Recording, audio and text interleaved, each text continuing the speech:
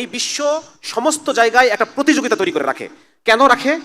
ধরেন আমি নিয়োগকারী, আমার কাছে 3টা পোস্ট ফাঁকা আছে, এই 3টা পোস্টের জন্য 3জন লোকই আছে, তাইলে বেতন আমাকে 3জনকে নেওয়া লাগবে, 3জনকে আমার নিতে হবে চাকরিতে। তাহলে 3জনকে নিতে হলে তো আমার বেতন বেশি রাখতে হবে। যদি বেশি না রাখি, ও যদি আরেক জায়গায় চলে যায়, তাহলে তো আমার একটা পোস্ট ফাঁকা পড়ে থাকলো, ঠিক না? কিন্তু যদি এই 3জনের জায়গায় আছে হচ্ছে আপনার 15জন লোক আছে, একজন যদি চাকরি না করে আমি আরো বহু লোক পাবো, তাহলে আমি বেতন আরো কমাই দিতে পারি, অনেক কমাই দিতে পারি, ঠিক না?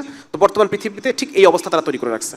বর্তমানে বাংলাদেশে এখন এই মুহূর্তে 13 লক্ষ পুরুষ ছেলে মানুষ বেকার ধরে নিচ্ছি, মানে টোটাল তারা বলে 26 লক্ষ বেকার, তার অর্ধেক ধরে নিলাম পুরুষ, 13 লক্ষ পুরুষ বেকার। একটা পুরুষ মানুষকে যদি চাকরি দেয়, এই পুরুষটা তার পরিবার সহ প্রতিপালন হবে। আর একজন নারীকে যখন চাকরি দেওয়া হবে, তখন তার উপরে তো পরিবার প্রতিপালনের দায়িত্ব নাই, সে তার নিজস্ব খরচ, হ্যাঁ, এটাতেই তার হয়ে গেল, শেষ। তার খুব বেশি দরকার নাই এবং তার চাহিদাও কম। সুতরাং কম টাকায় নারীর শ্রম পাওয়া যাচ্ছে, কিন্তু ক্ষতিগ্রস্ত কে হচ্ছে বলেন না? পুরুষ ক্ষতিগ্রস্ত হচ্ছে, বেকার ঘুরতেছে।